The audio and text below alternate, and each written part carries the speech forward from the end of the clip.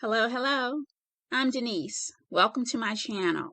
In this video, we'll continue our discussion of Married at First Sight, Season 12, the Where Are They Now episode. This is part 3, where we'll be wrapping things up. And I'm joined by my friend Shori, who's from Australia.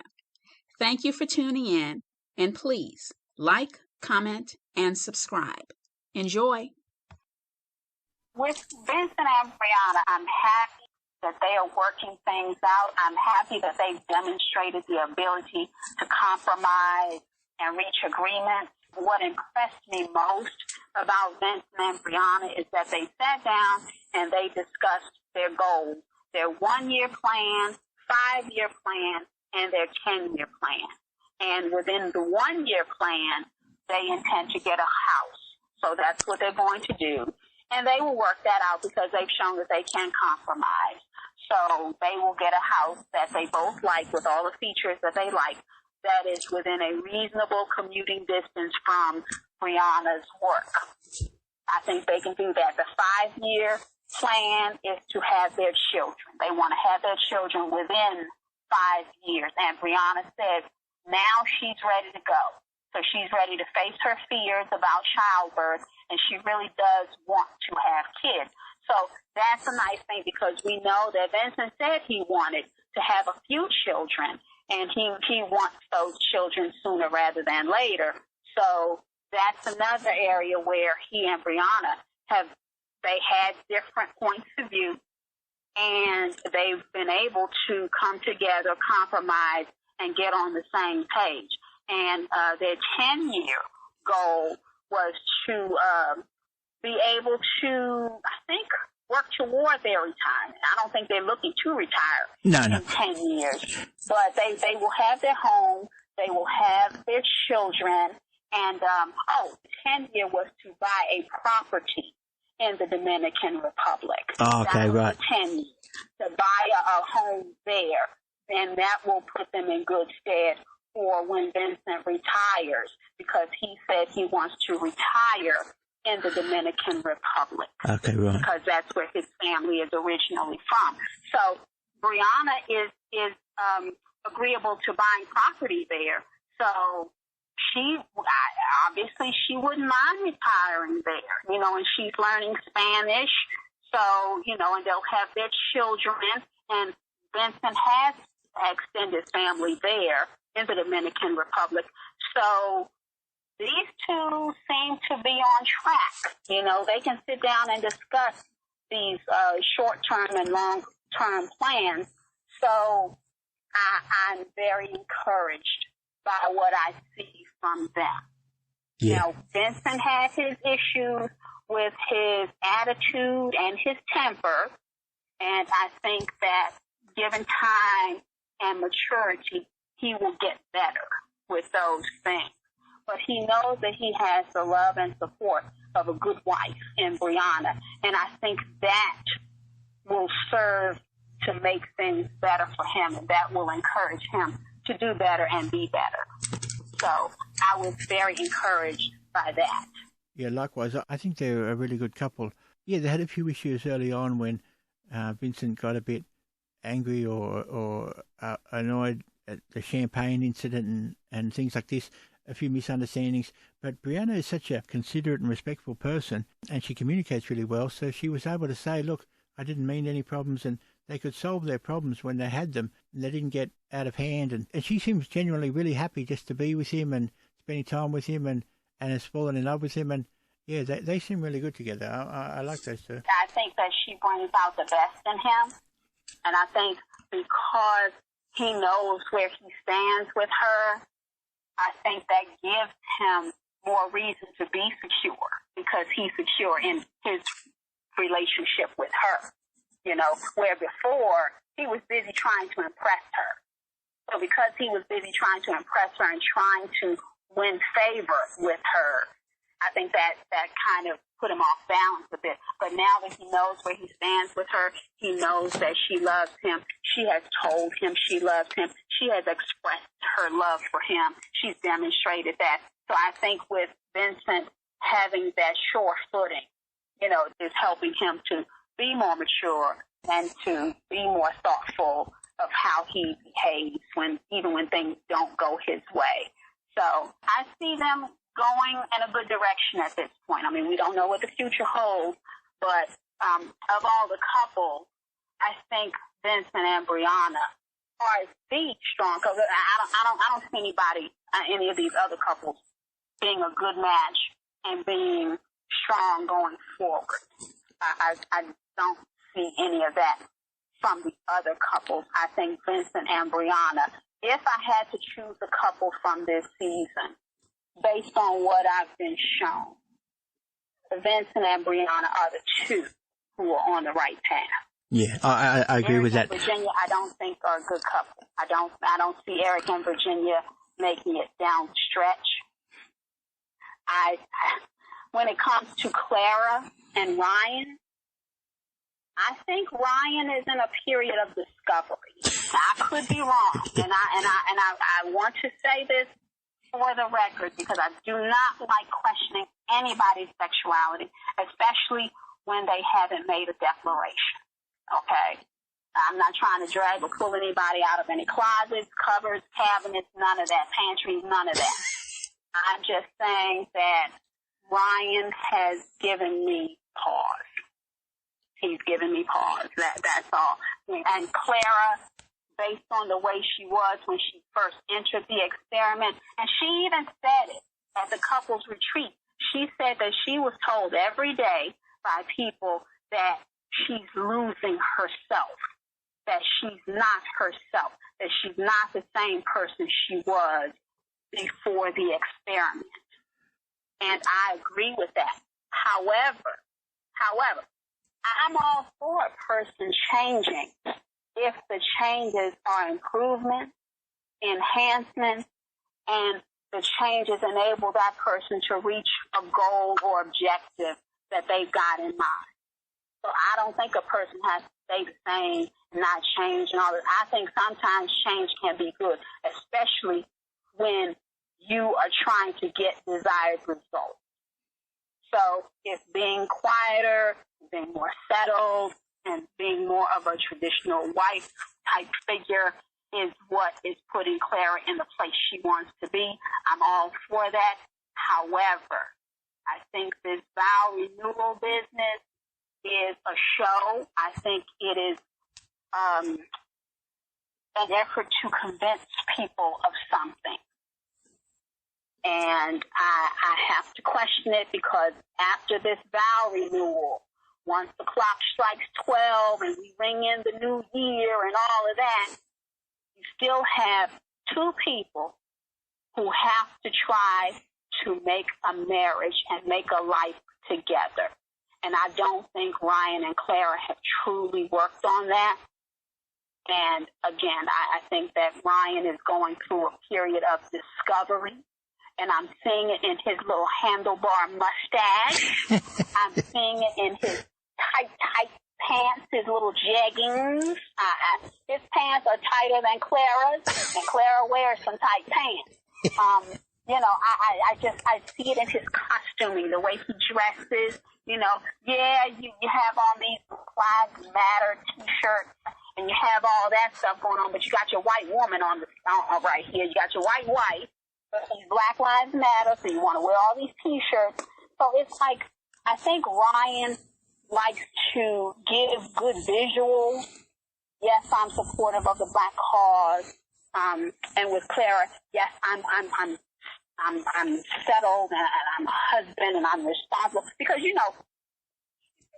men at a certain age are looked and expected to have a wife and a family. Because it presents the image that this man is accomplished, he's settled, he's responsible, he's mature. And I think Ryan is doing those things to give us the visuals. But I don't know how true they really are. Yeah. So with Ryan and Clara, I have a big question mark over them. And, of course, we Haley went on it, but Paige went on a date. Yeah, that's right.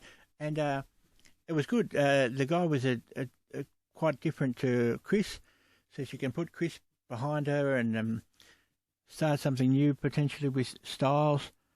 And she just looked so much happier and positive. Like, the dress looked great, but she just looked happier in herself, and she didn't have the stress that Chris brought her. Well, I knew Paige would look better because she is no longer dealing with Chris. I mean, Chris put Paige through the ringer. Yeah. He really did. And we could see it physically manifest itself with Paige. You know, she looked one way when she got married initially, and as the experiment kept going, it took a toll on her. So, and that was to be expected.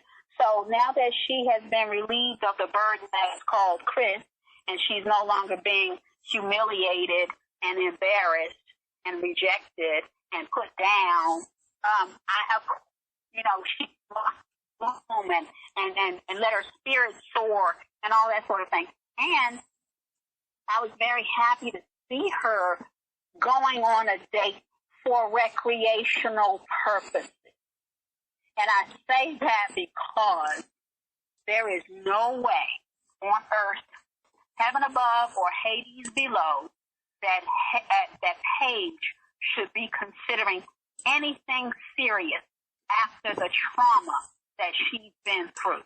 And part of that trauma came because Paige does not have a healthy measure of pride, self-respect, and self-esteem. She had pride, dignity, self-esteem, self-respect, self-love. Paige doesn't have a healthy dose of any of that. Because if she did, she would have cut off that nonsense with Chris at the honeymoon when she had to pull it out of him that he said his ex-fiancée was pregnant. No woman with any monicum of pride, dignity, and self-respect would have allowed herself to go through what Chris put Paige through. Now, people were saying Paige is beautiful, she's a queen, she's intelligent, she's smart, she's wonderful, she's this, she's that. The behavior is what I focused on. The behavior. A classy woman would not put up with the likes of Chris. Now, if people want to, think of Paige in glowing terms, that's fine.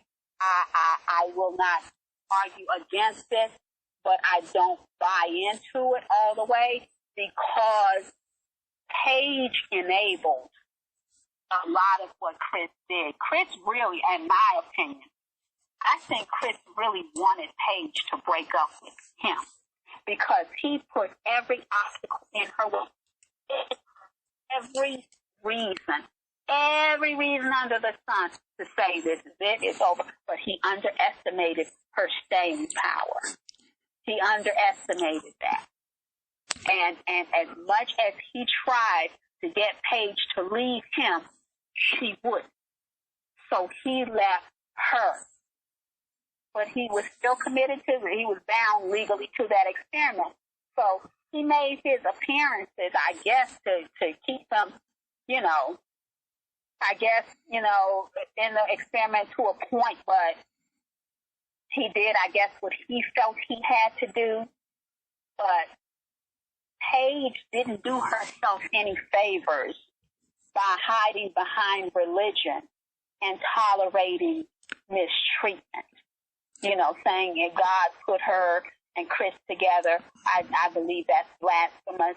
I think God is a God of disorder. God is a God of order, not of disorder. Her God must be a God of disorder because if her God put her with Chris, her God must hate her because that was punishment.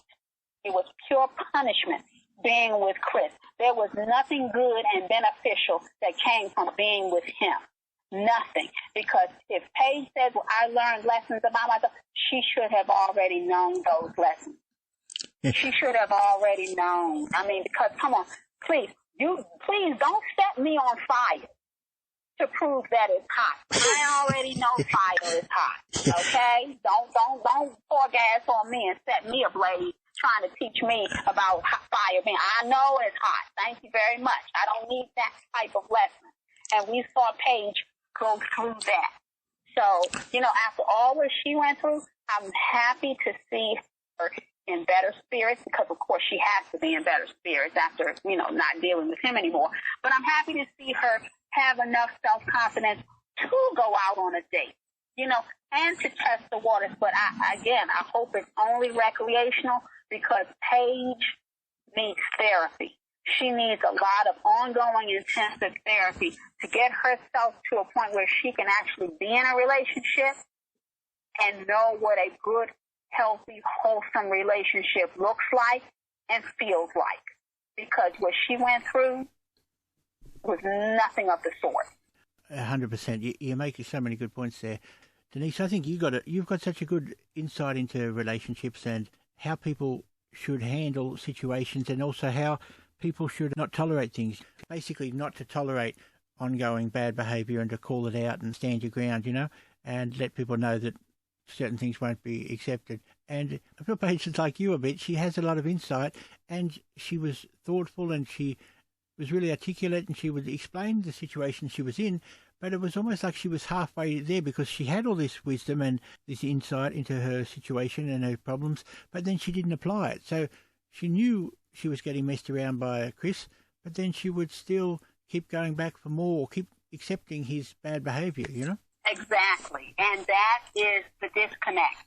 Because let me tell you, I love the way Paige communicates. Okay, Paige is very well spoken. She's very thoughtful. She's very diplomatic. However, when it comes to dealing with men and the treatment that she will accept and tolerate, she has no boundaries. She has no limits.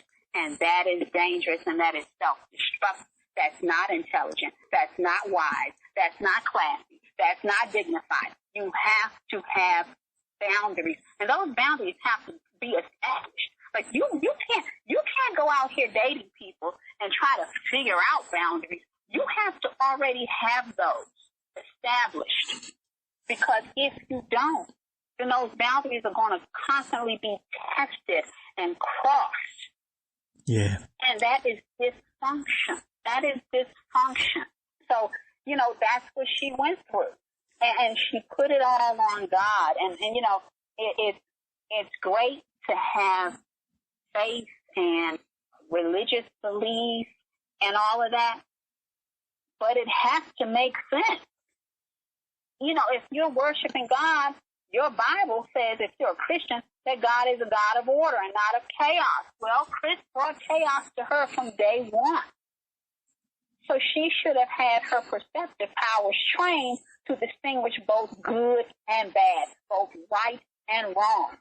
Yeah. And where it's bad and where it's wrong, you got to reject that. You got to repudiate that. You don't just put up with it hoping that you can pray somebody into changing. That's not how it works. Yeah, that's a good point. You saw her try to have Bible study with Chris. What are you having Bible study with a heathen for? And I call him a heathen based on his behavior, not based on his professed belief. Because we know that Chris has a form of godly devotion, but he has proven false to its power. So if a person shows you that they're a heathen, that's the way you need to view them, as a heathen, because his behavior tells you who he is. And like Maya Angelou said, when someone shows you who they are, believe them the first time. Paige didn't believe Chris the first 1,000 times. She showed her over and over. And anytime someone shows up to Bible study without a Bible and they are not prepared, they haven't done any scriptural research, they're not ready for Bible or study. Period. They're not. So for her to sit down and eat that fried chicken, and he told her right then and there, I bought my ex-fiancée Mercedes, a brand new Mercedes. He didn't even say I bought her a car. He didn't say I bought her brand new Mercedes. See, all this is rubbing salt into the wound, and it was intentional. Because at that point, if nothing else worked, Paige was supposed to say, you know what? Let's close up the Bible. Let's conclude this Bible study, we're done, we're finished, it's over. But she didn't. She stayed with him in spite of. That's ridiculous. Absolutely ridiculous. The man wouldn't even live with her. Yeah. Now, what Bible is she reading where a husband should not live with his wife? Yeah. Yeah, she tolerated so much. Apartment provided by the show. Yeah. What scripture is that? In her defense, because it was a marriage and because she was Christian and she felt that then she needs to honor those vows that she took on the marriage episode, she would have been in a difficult situation because she felt, look, I made a commitment to this marriage and there will be ups and downs and there will be difficulties. So I've got to keep soldiering on and keep the faith and also keep moving forward. And like she said, trusting God that it's the right thing that she was put with this man and that she stays it and sort of forgives him or tries to work with him. But yeah, he just kept throwing so many issues in her face. And well, that's what she said, but that is not scriptural. See, that's the thing. I don't let people hide behind a book that they aren't properly applying, okay? I'm not letting her get away with that because you cannot be committed to a marriage by yourself on your own. The husband is the head of the marriage. He's the head.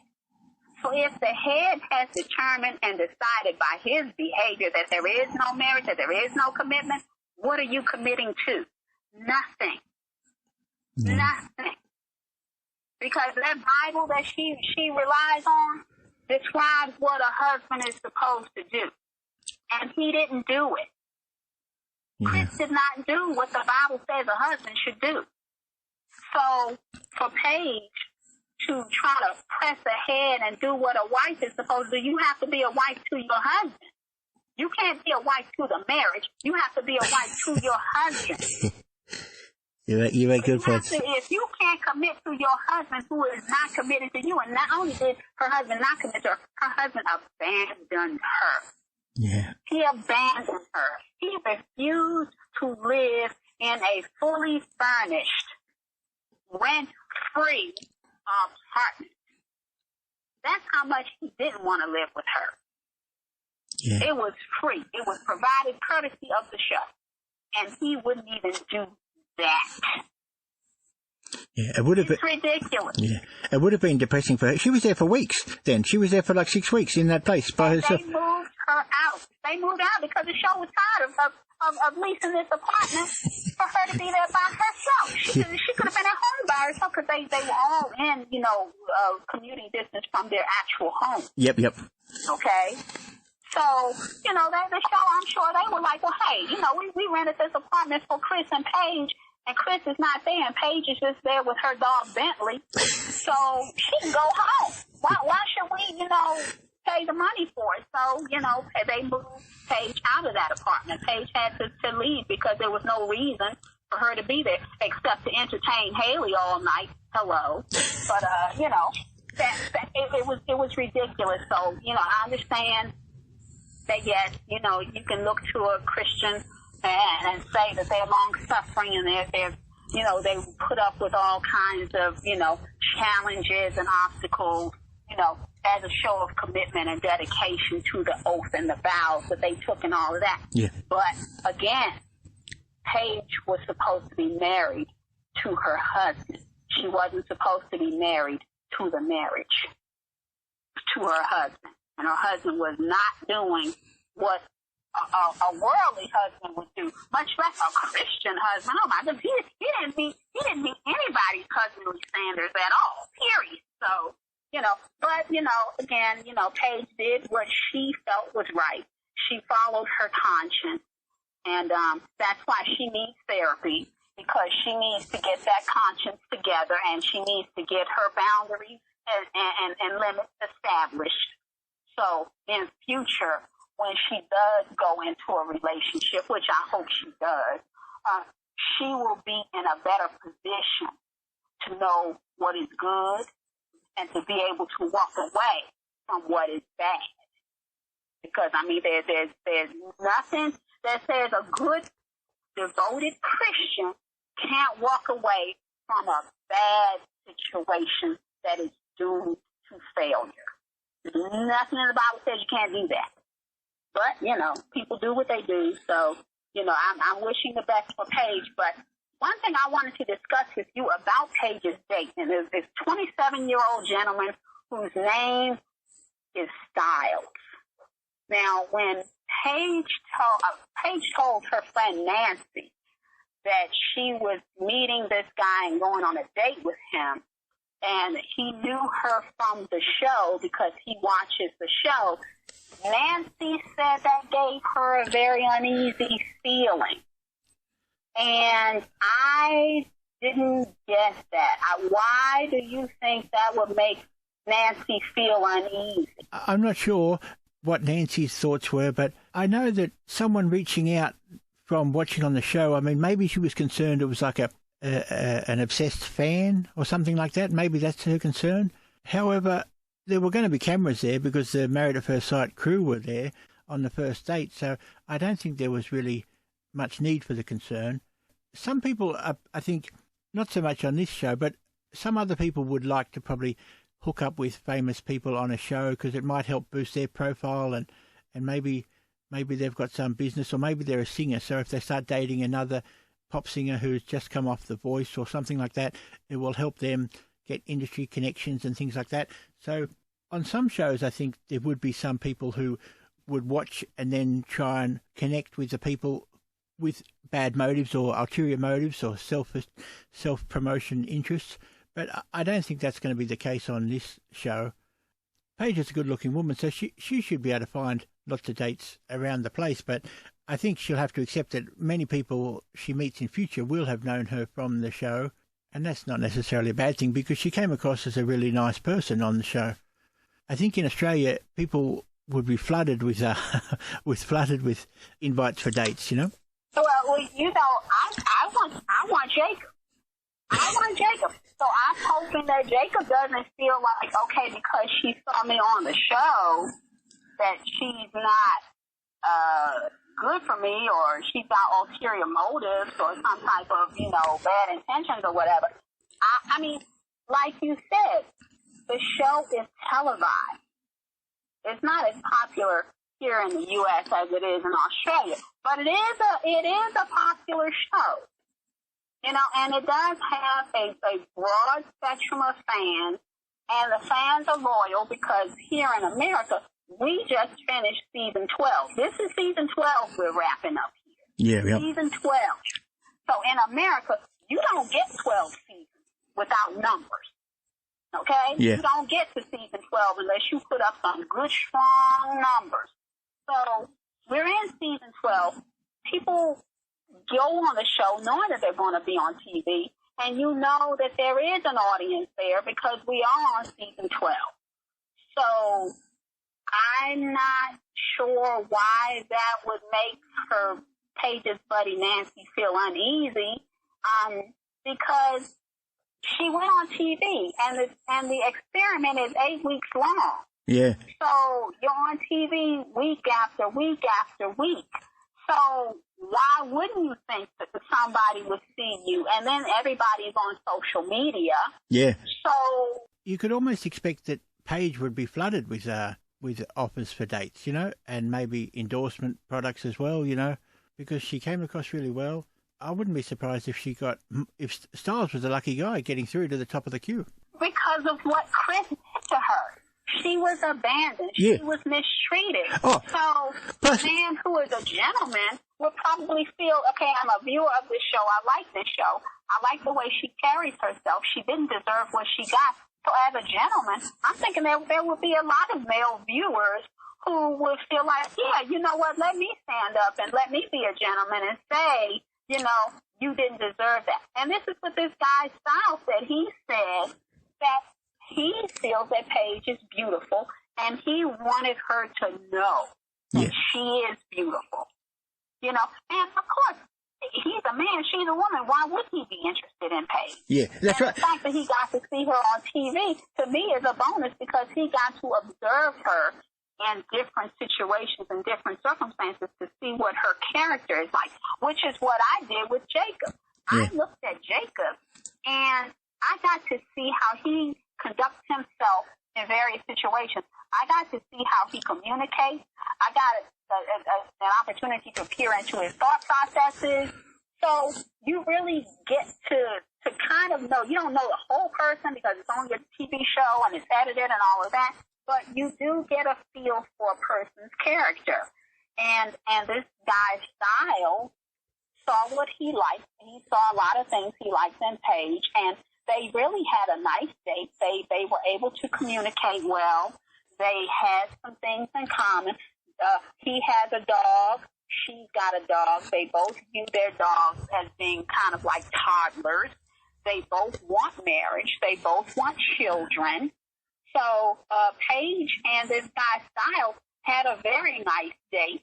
And they can go at their own pace to get to know each other. You know, they're under a bit of a microscope, and I applaud this guy Styles for being willing to have his date, his first date, which is, you know, can be very awkward and unsettling.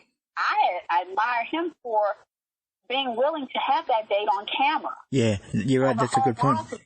Yeah. Because when I get my chance to date Jacob, I really don't want cameras there. If Jacob wants the cameras there, I will agree to it only for him. But if I have my druthers, I want to date Jacob with no cameras. You know, some revolutions don't need to be televised. And when I get to Jacob, I don't want the cameras rolling on that one. So, you know, but I thought that this Styles guy presented himself very well. And Paige said she had a deal-breaking question to ask him, and the question was, can he play spades? And spades is a card game. It's the card game. And he said he didn't know how to play spades, but he was willing to learn. And that was him demonstrating flexibility. And that is a good characteristic to have in a relationship.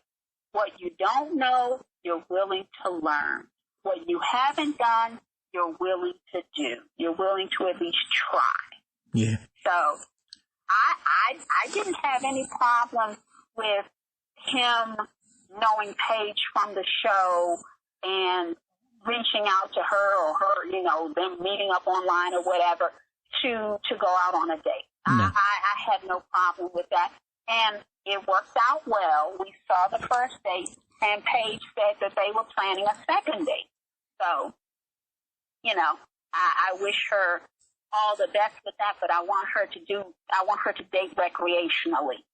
I want her to get the therapy she needs first and foremost so that she won't put herself in line for any more disrespect on the level and magnitude that Chris threw at her, because his behavior was absolutely inexcusable and shameful. It was downright shameful. So, but she tolerated it, and I hope she doesn't going in the future. Like a lot of viewers at the start would have been sympathetic, but do you think the viewers, as time went by, started to think, "Hey, Paige, you know, what are you doing? Why are you tolerating this? And get out of there and stop putting up with this. Stop going back for more."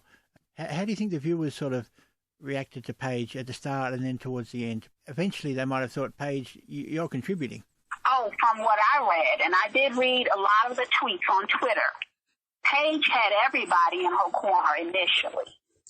But Chris went a step too far with her early on, and people were like, nope. If she tolerates more of this, then I'm finished with her. No more sympathy, no more Miss Nice Guy from Paige. If she keeps this up, then we know that part of this is her fault. So she lost a lot of sympathy, but she's always had support. Okay, yeah. She's always had support, but she lost a lot of sympathy. So, and there's a difference there, you know, because she deserves all the support she got. Yeah. But yeah, I agreed with the lack of sympathy because she could have put a stop to it. And people didn't want to see her go through what Paige continued to choose to go through. And I myself said when it was happening, at the very beginning that she should not have tolerated it. I said at the honeymoon when she had to pull it out of him that he allegedly got this news about the fiance allegedly, reportedly, supposedly being pregnant, I said she should have cut it then. And see, when Chris was first introduced on the show, most of the audience hated him. Most of the audience hated him. I reserved judgment. Okay, my friends were all getting on me. They were like, Denise, what is wrong with you? You're so outspoken about everything and everybody else, but you haven't said one cross word about this guy, Chris, and you know he's crazy. And I said, I'm waiting. I'm going to reserve judgment. I want to see how he treats the woman who's to be his wife. Because he might be arrogant, narcissistic, and he might be disrespectful and rude to other people. But maybe, just maybe, he'll be different with his wife. But I'm here to look at the experiment. Experiment is him and his wife and how they get along. So that's what I'm going to reserve judgment for. And on the honeymoon, when Chris went out to get breakfast and stay gone, like you said, for hours, and did not come back with breakfast, he did not have breakfast. No, if you go out to get me breakfast, you better come back. If it's been hours, you better have my bacon, egg, and cheese biscuit. If you don't have my bacon, egg, and cheese biscuit, don't come back. Do not, because I'm worried. I'm thinking, oh, have you fallen out? Have you gotten into an accident? I'm worried about your health, your safety, your life. Yeah. And you walk back in the door and you don't have my breakfast? That's the first violation right there. Where is my bacon, egg, and cheese biscuit? You know, because had he come back on time, I would have, had a nice little bowl of fruit or something like that, nice little something. But after hours, no, bacon, egg, and cheese biscuit. And I'll heat it up. I know it's cold. You've been gone for a long time. I'll heat it up, but you better have my bacon, egg, and cheese biscuit. You can't come through the door empty-handed. And then, you had a panic attack. A man having a panic attack? That means you need to be in a therapist's office. You shouldn't even be here at the hotel. You need to be in a therapist's office if you can't control your emotions that badly. Come on now. No way. And then, why is he having a panic attack? Because his ex-fiancée is pregnant. How pregnant is she? Because you've been being vetted. You've been going through the process to be in this experiment for at least a month or two. Yeah. I don't know how long the vetting process takes. I don't know how long it takes for participants to go through the questionnaires and the surveys and the interviews.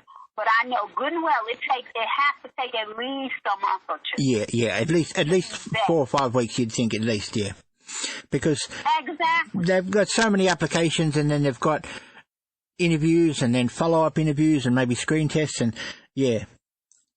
Exactly. So I would give it 2 months. Okay, 2 months. Yeah. You've been involved in this, so you should have been committed to this. If she's pregnant less than 3 months, you were messing around while you were supposed to be committed to this experiment. Yeah. And at the time, Chris said when the woman met Paige, she said she was about 6 weeks pregnant. So that means Chris he had sex with her during the time he was being vetted for the experiment, which is crazy. Yeah. I think you're right. The time frame shows that Chris didn't have his heart. He might have had he had his heart, he had something else. He was thinking with something else he could have said in the lead up. But remember the three of them had that meeting, and Chris made it pretty clear, or it sounded like he wanted to get back with Mercedes. But then Mercedes said to Paige, I don't have intention to get back with Chris. Well, I think that upset Chris because more than Chris may or may not have wanted to get with that fiancé, Chris didn't want to be with Paige. Remember, I told you Chris did everything he could to make Paige break up with him. Yeah, because he's not man enough to do it himself. Okay, so I think when she said, I don't want to get back with him. That left the door open for him and Paige to work things out, because remember, that was supposed to be the reason that he and Paige couldn't stay together, because that ex-fiance was supposed to still be in play. Yeah, right. And when Yeah, she yeah. took herself out of play, that left Chris with nowhere to go. Yeah. So she went off script. That ex-fiance went off script. She was supposed to say, well, for the sake of the baby, we have Christian values and we might want to, raise the baby in the same lines that Chris was saying. The baby needs a mother and a father in the same home and all this and that. But when she said, no, we're not trying to work things out, that left Chris with nowhere to go, because he didn't want to be with Paige. And when Paige asked the ex-fiance, how pregnant was she? How far along? Did you notice that ex-fiance looked at Chris and said, what, about 6 weeks? And I'm like, well, wait a minute. He's not your OBGYN. What are you looking at Chris for? What? I've never seen a woman look at a man and say, how pregnant am I? Unless that man is her OBGYN. That was crazy. So that made me suspicious. I'm still not convinced. You still think it's a possibility? That fiance was ever pregnant. Okay. You think possibly course, yeah. There was a miscarriage, reportedly. But of course, there has to be a miscarriage, because when you lie about being pregnant, you can't produce a baby. Yeah. At the end of, the pregnancy. So there has to be a miscarriage to cover up for the story that you told. If it's the first, it's a lie. Yeah, that's true. Yeah, it's Yeah, so I was expecting a miscarriage, quite frankly, and I don't mean to sound harsh or cold or crude about it, but I didn't fully believe that whole my ex-fiance is pregnant. I think that was a desperate measure that Chris concocted to get rid of Paige. He wanted Paige to break up with him because, we know Chris did not want Paige. He didn't want to be with Paige. No. He didn't want to be with her. And, he was involved in this experiment. On some legal level, he was committed and obligated. And people were saying, well, he kept coming back and having sex with Paige. He kept having sex with her. Well, he had sex with her because it was cheap, easy, and available. And as a man, you can speak to that, Shorty. If sex is cheap, if sex is easy, and sex is available, what are you going to have? Sex, or are you going to be celibate? Which one? Yeah. I know what I'm doing. Yeah. I know what I'm doing. I'm a woman, though. You're a man. Yeah, but of course, he's going to go back. Hey. She was an attractive person. She was a good-looking woman, and you're right, and she was still keen to sleep with him, so he was going to keep sleeping with her, and yeah. So, but he didn't think she was good looking, though. That's the problem. Well, he said that. He did not think Paige was good looking. Okay, Yeah. unless the lights were out and she was naked, then she was good looking. But other than that, he didn't think Paige was good looking. Chris did not like Paige's appearance. Yeah, and that's what another thing I can't get, because she was a good-looking woman, Paige. Now his ex-girlfriend was good-looking too, but it wasn't like one was a 10 and one was a 6 or something, and that's why he was so upset. Like, they were both good-looking women. If he had such narrow definitions of what he wanted, maybe he should have explained that to the experts more. They're both good-looking. Chris is the quintessential 2 looking for a 10. That's what he is. Because I'm not looking at the ex-fiance. I'm not comparing her to Paige. I'm comparing Paige to Chris. Okay?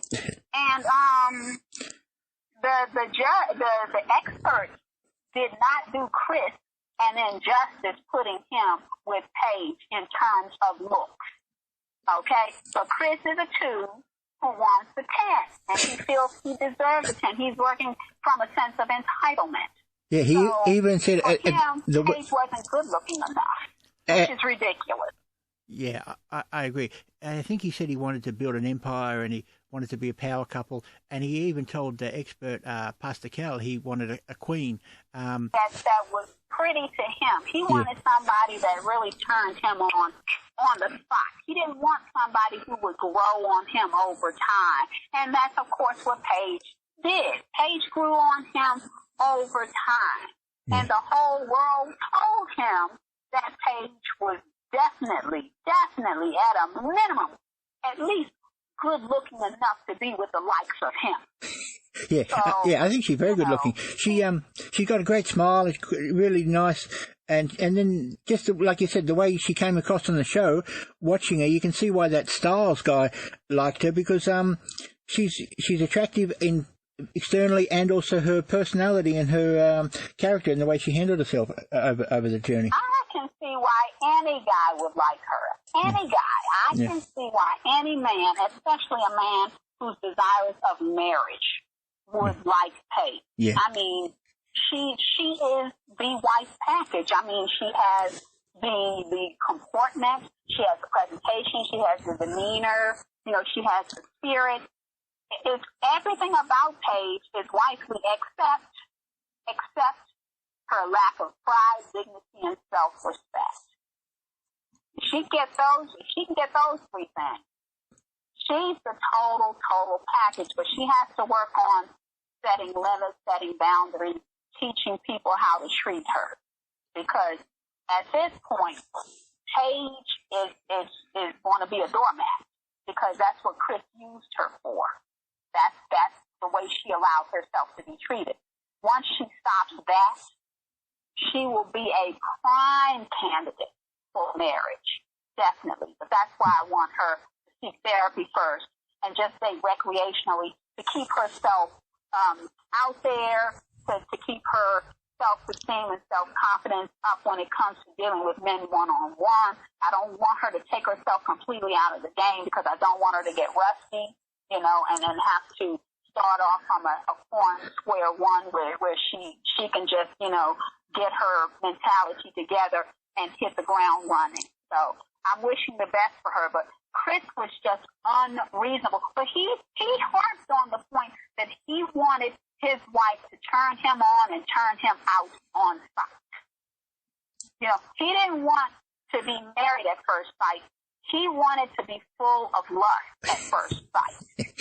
That's what he wanted. He wanted to be turned out at first sight. And that's not what marriage is. And as a Christian man, he should know that, but he doesn't behave as a Christian, so I don't consider him to be one. But Paige did, and that was a mistake for her. That was a miscalculation on her part. I think it would have been good for you, Denise, to have... I mean, it would have been good for the contestants to have had someone like you guiding them along the way. The experts, at times they gave okay advice, but at other times they sort of weren't involved enough, while Paige was getting messed around repeatedly, and they were just they were nowhere to be seen. And someone like you giving some good advice to Paige would have really helped her, realize that she needs to just look out for, have some dignity, like you said, and look and leave. Yeah.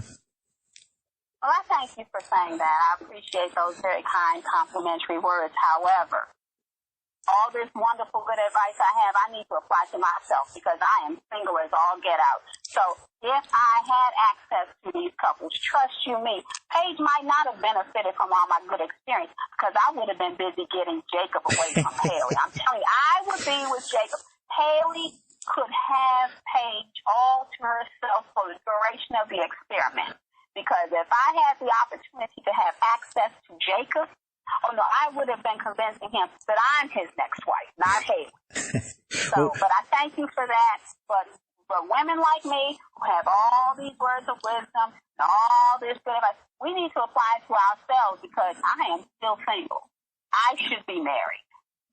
So I thank you for that. But charity is supposed to start at home, and then it spreads abroad. So, I thank you for that. And people do ask me for my opinion about relationships and such, because I do have opinions about relationships. But, I need to take all of this hypothetical and make real world application. That's the key. Okay, well, so that is what I hope to do. Well, I'll definitely want to tune into your next episode, or maybe it'll be a few episodes down the track when you might have news about potentially you and Jacob either reaching out on social media or potentially going on a date, or who knows, or your future situations. It'd be good to hear. Well, I look forward to sharing that, and I thank you so much. I thank you so much for having this discussion. Did you want to, before we leave, did you want to wrap up Jacob's date? Because we talked about Paige's date. Jacob did go on a date. If you want. That's right, with Suzanne. Yeah, let's talk about that, sure. Yes, Suzanne. Yes, he was paired up with Suzanne by a mutual friend. And you know, my friends were reaching out to me. They were like, oh, my goodness, Denise, are you going to be okay? Because you see your Jacob is going on a date. And I was like, you know, I'm fine with him going on a date. I want Jacob to enjoy himself. He deserves some happiness after the misery and trauma he went through in the experiment. Just like Paige deserves some happiness, my Jacob deserves some happiness. So I was cool with that. We saw Jacob going to the florist. Now, we remember my Jacob said that it wasn't his thing to buy flowers for women that he dated. That wasn't something that he normally do. So he stepped outside of his comfort zone. He showed flexibility and adaptability. So he started off in this situation doing something different, doing what he didn't usually do. So he met with Eric at the florist at his date, some flowers. And we found out that his date, because it was, set up by a mutual friend, his date took place at his house. And I have to say, I know my Jacob is very house proud, as he should be. I think his home is great. It's very unusual. It's a very customized home. And I appreciate that. However, I don't recommend having a first date with a stranger at your house. That's not something I recommend. However, I did understand it kind of, sort of, almost nearly, because it was done for the show. So the camera crew was there, the production crew was there. It was all captured on camera.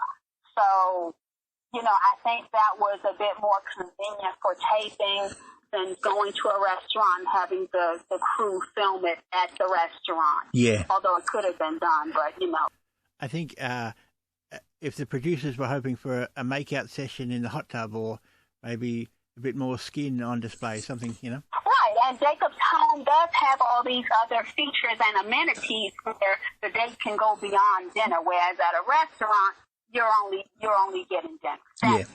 That's all you're going to get at a restaurant. So Jacob's home did have that advantage for the airing of the show.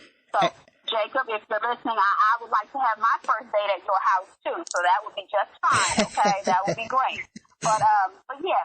So he got her flowers, and Jacob and Eric were at the florist, and I think it was nice that Eric came along to give support.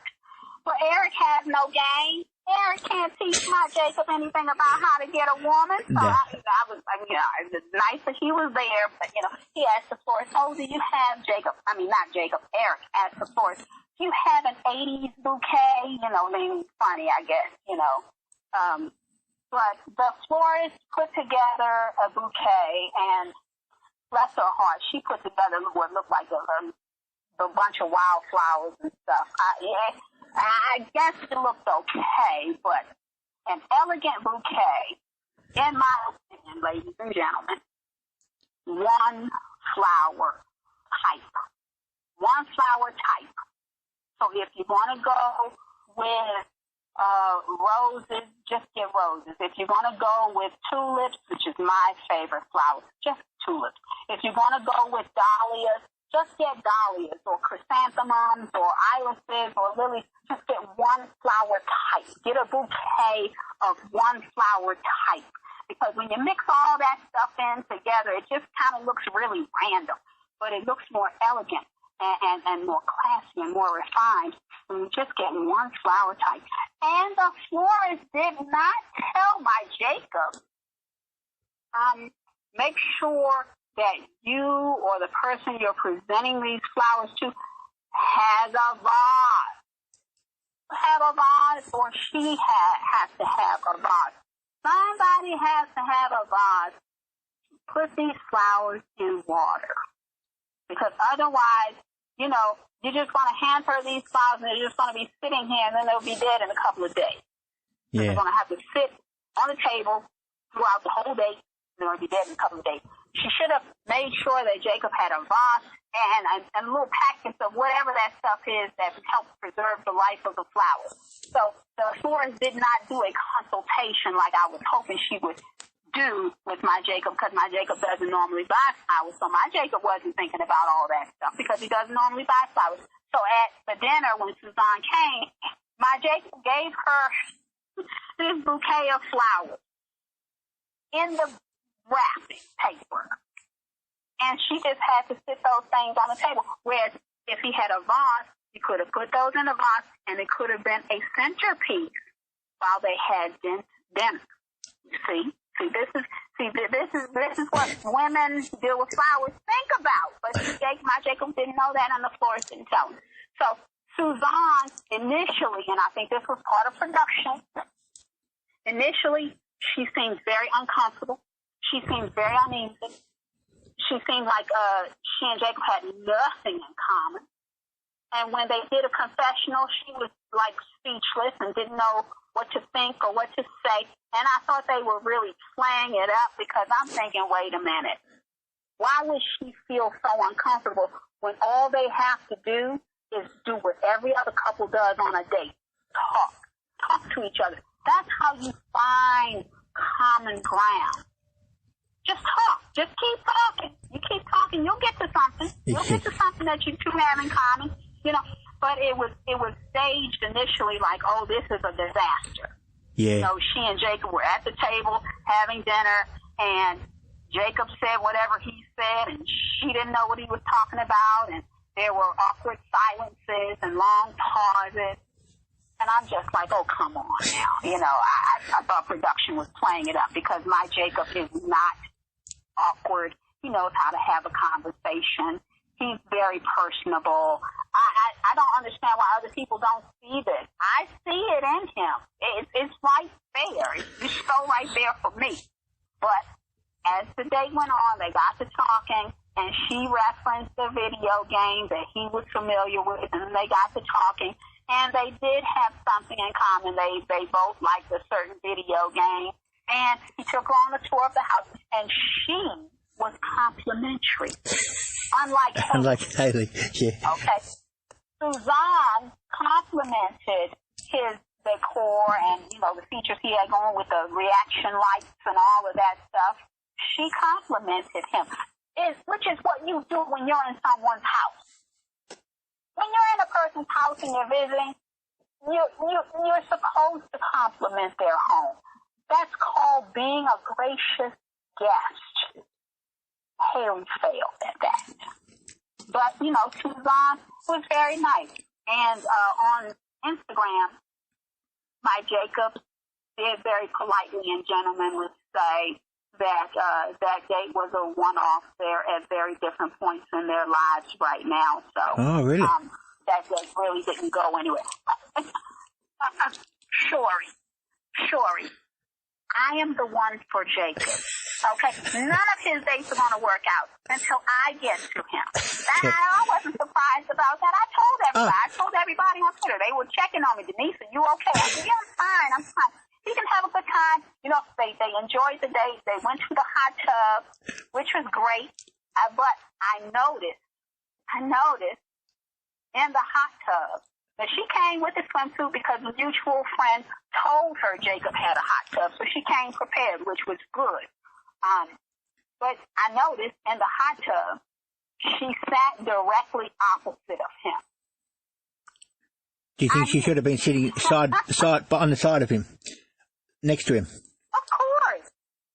Now, I'm going to sit on my Jacob's lap, okay? I know my place. I know where I belong. But she sat directly opposite him, so I knew, okay, yes, this is a nice, friendly date, and cameras are rolling. So we're going to show my Jacob having a nice date where everybody's friendly and cordial, as it should be, you know. But, yeah, I didn't have any fears about the date going any further than it went because I knew it.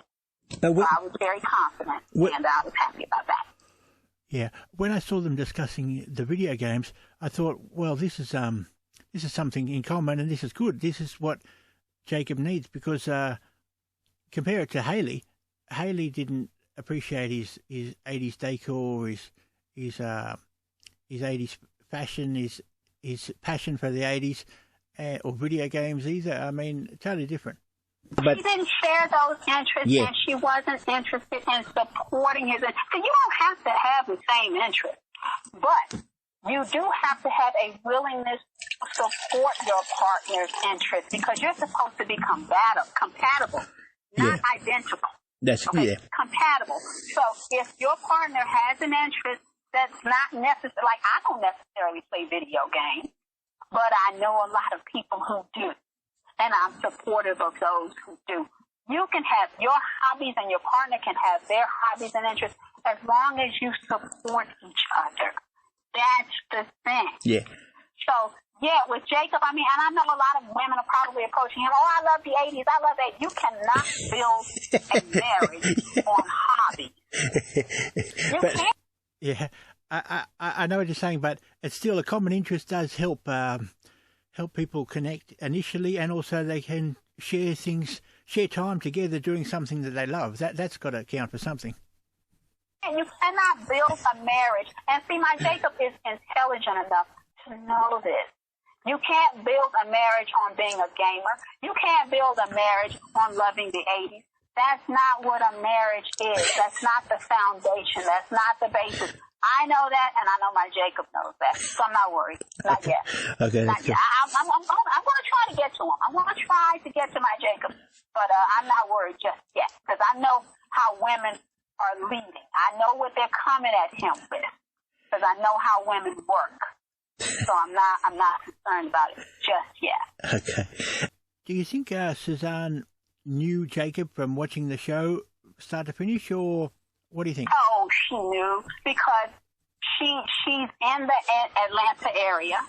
She's local, and they have a mutual friend. So you know the mutual friend told her, my buddy Jacob is on Married at First, because there's no way the mutual friend would set her up on a date with cameras rolling without her knowing about it and agreeing to it. Yeah. Now, on Twitter, people were saying that she's an actress. She was an actress, and she was just there to get some exposure, you know, the usual thing that people, you know, suspect people of having ulterior motives. I don't know who she is or her background or whatever, but she agreed to have a date, a first date, on TV. Now, if my Jacob offered me a date, if he invited me on a date and said the cameras will be rolling, this will be televised, I would try to talk him out of the cameras, but if I couldn't, I would go ahead and do it. So that's why I'm so glad the show is over. I'm so glad the show is over, because now I can get my opportunity to get to Jacob without the cameras, because I don't want that. Okay. I don't want that, because I'm a fan of reality TV. I've been watching reality TV for years now. And one thing I know for certain is that reality TV has done far, far more to ruin relationships than it has ever done to create, build, and establish them and maintain them. Reality TV and marriage really don't go together very well. They don't. And if you look at all of the couples who've been on Married at First Sight in the U.S. and Australia, the success rate is not high. No. It is not. They had more failures than they've had successes. And if you look at other reality TV shows, you will see that people who came on the show married, a lot of them wound up being divorced, or a lot of them who are still together had to leave reality TV to preserve and protect their relationship. Yeah, that's and interesting. And a lot of people who got married being on reality TV have gotten divorced. So, you know, I definitely don't want my personal life chronicled on a TV reality show. That would not bode well for me, based on the history of reality TV. It's just not the thing. Now, there are exceptions to the rule, of course, but by and large, I wouldn't find it helpful. Okay, fair enough. I that's interesting because I know you're a fan of a number of reality TV shows, and relationships are a part of them, but I accept what you're saying about them not being helpful to have cameras following you around all the time. Yeah. Would you do it? Would you go on reality TV? I wouldn't. No, I don't think I would, because I don't think the scrutiny. I don't think I'd like the scrutiny. Every little thing you do, and if you were trying to become an actor or try to get into TV and you didn't have a profile, I could understand people doing that, or wanted to get into radio or something. I could understand people using it like that, but just as a way to meet someone, or I'm not sure. I wouldn't do it. Good luck to people who do. It worked out for Brianna and Vincent, so it worked for them, you know. Well, for Brianna and Vincent, it's early days. It's early days. Yeah. You know, a successful marriage is one that has withstood the test of time. They haven't put in any real time yet. They haven't logged in any real time in terms of marriage yet. Yep. But they seem to be on the right track, Vincent and Brianna.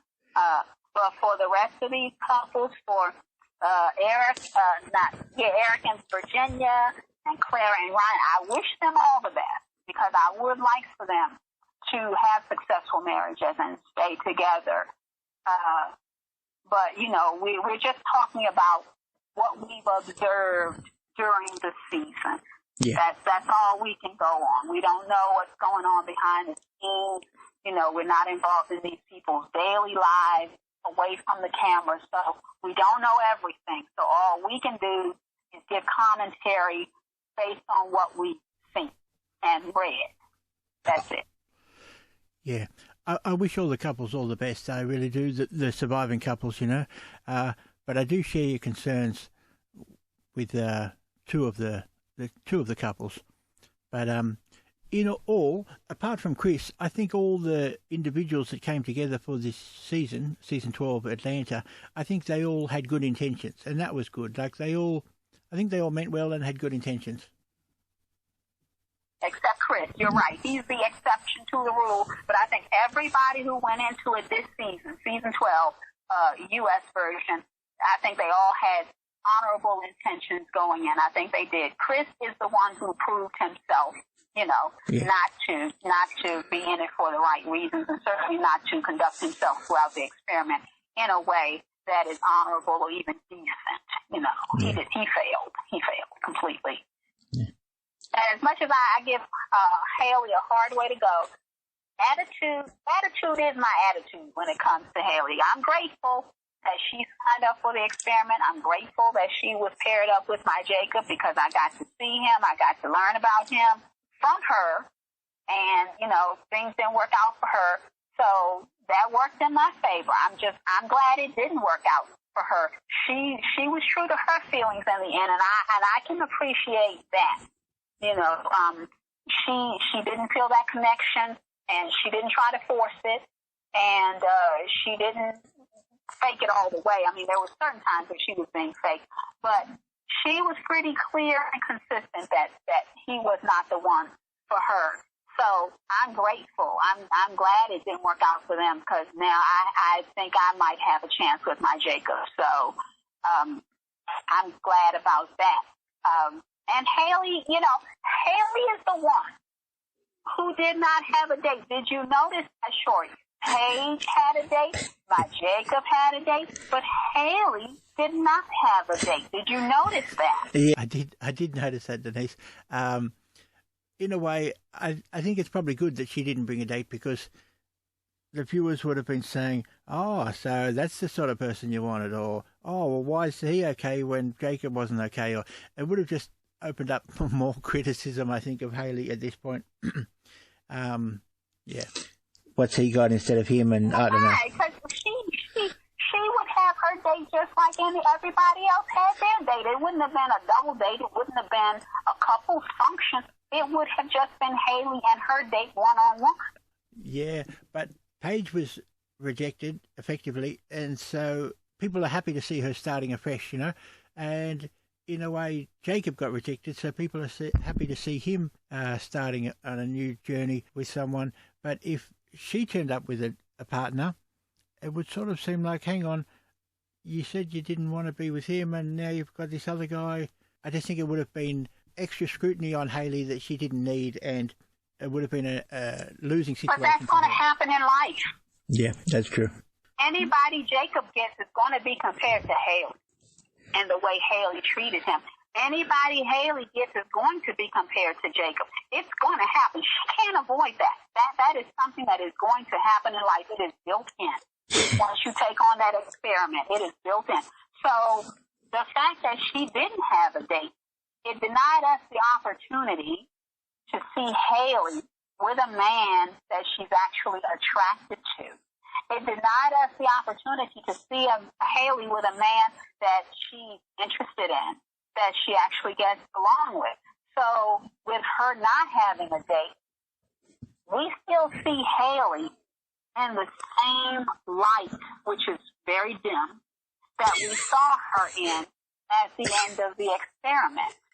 So she didn't have her real shot at redemption. I think, just me personally, I think that if Hayley had a date with a guy that she liked, where she could show the better side of herself, I think that would have given us a different perspective on her, where we could have seen her in a situation where she was being herself, where she was genuinely comfortable, where she was genuinely happy, and where she was genuinely interested in the guy. Whether he, turned out to be her Mr. Right or not would not have been as relevant as seeing her in a better place. That would have given us an opportunity to see Hayley in a better light. It would have been more positive. But the fact that she didn't have a date when Paige had a date and my Jacob had a date, she was the only one who didn't have a date. So that leaves me to wonder, do men not like Hayley? Or does Hayley genuinely prefer to be with women? It leaves me wondering. Have you the equation open? Have you checked out Hayley's social media? Is she on Twitter or Facebook or Instagram, for example? Do you know what she's doing at the moment? I haven't, but I have seen a couple of articles about her, and she has been shown on her social media taking pictures and going out and having fun with women. Really? Yes. Yeah. Okay, because she's been in at least one or two other weddings. Okay, probably three by now. But she gets to walk down the aisle with these groomsmen. So I mean, that's as far as I know, is in terms of her being with men, is her walking down the aisle as a bridesmaid with the groomsmen. But when she's out and about and she's taking her pictures and posting on social media and people are writing articles about her, she's either by herself or she's with women. Well, so, it's there's another show, we won't go into it now, but there's another show you like, that 90 Day Fiancé. Do you think Hayley could be better off maybe looking overseas to find a man, someone who then would... overseas, been around the world, and I can't find a husband. She's done it. She's done it already. So you really want to send her back on tour around the world? because then someone in America might think, look, and after watching the show, that wouldn't have helped her reputation. People aren't going to watch the show and think, oh, gee, Hayley's real approachable and likable, I'm going to hang out with her. They're going to probably watch it and think, gee, she puts the walls up and it's hard to get through. So she might be better going to a different country. And then if there is she was in your country. Yeah, she did come to Australia. Yeah. She tried to make a go of it there, and things didn't work out. She's been in Europe, as you pointed out. So, I mean, it's a standstill. She's been around the world, okay? And she can't find that husband. So the search has to continue. But at this point, I'm questioning if her spouse, is the man of her dreams, or is her spouse the woman of her dreams? I don't know. I don't know. You remember that, I think it was a book and then it became a movie. It's called Stella Lost Her Groove, or Stella Got Her Groove, or something like that. Have you heard of that? How Stella got her groove back. That's it. Basically, it was an American woman. Maybe she was unlucky in love in America. Whatever reason, she went to Jamaica, met this guy, they had a romance, and he went back to live with her. It was like finding a partner in the end. You know what? I didn't see the whole movie. Yeah. So I don't know how it turned out. I mean, once the mother approached Stella, the guy's mother, and they were contemporaries.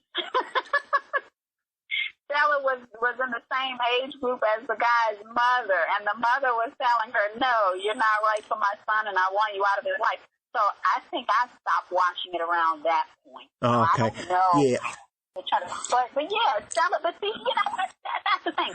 You go to these other countries, and, you can find romance, but, unless somebody is going to, like you said, 90 Day Fiancé, the thing where somebody's got to relocate.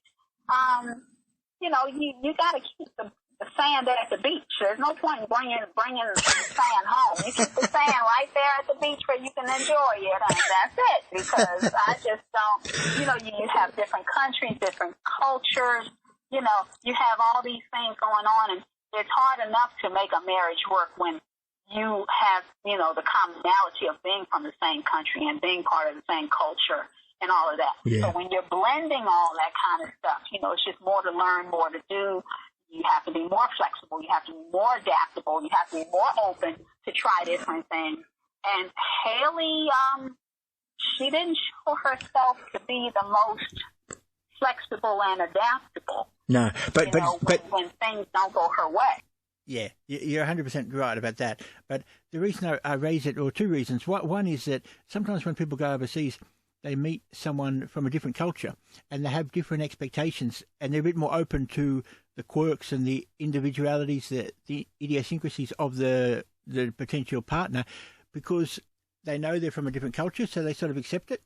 Whereas Haley was a bit judgmental of Jacob and thinking, he's into this 80s fashion and I don't get it, I don't dig it. Whereas if she went overseas, met someone who was into something totally different to her, she'd probably be open to it. It's and it could work the same for Haley. Maybe someone overseas would accept Haley is a bit withdrawn, a bit walls up, and maybe they would accept that more too. But additionally, the other parallel is that Stella, who went to and met this guy, once they got back to America, a few years later, it turned out he was gay. The guy that she married was gay. There's an author. There is an American black female author.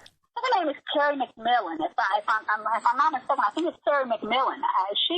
She wrote books that were very popular about romance, and she married a guy, and he turned out to be on the down low. He was gay. Yeah. Right. So that has happened. And then there was Star Jones. She's a black woman who was an attorney, and she reported on different court cases as an attorney, as like the legal consultant. Sure. And she married a guy, and she was one of the hosts on a show like The View, a morning TV show with a bunch of women on the panel. And she married a guy, and she, had it highly publicized, and it turns out her husband was on the down low. They got divorced because he was on the down low.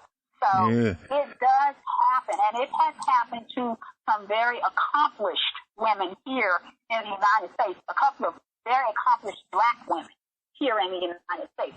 So I think that might be a cautionary tale for Clara. That's all I can say about it.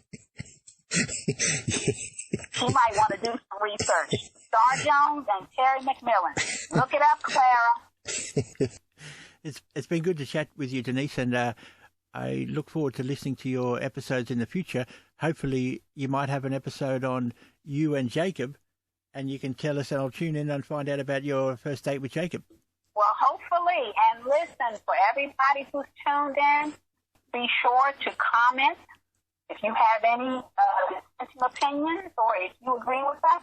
Be sure to comment. We'd like to hear from you so we can know that you're here and you like what you saw, so you all can have discussions. And if you agree with us, talk about it. If you disagree with us, talk about that too. Thanks for tuning in to our discussion of Married at First Sight. Where are they now? This was part 3, where we wrapped it all up. I appreciate you joining us. Please don't forget to like, comment,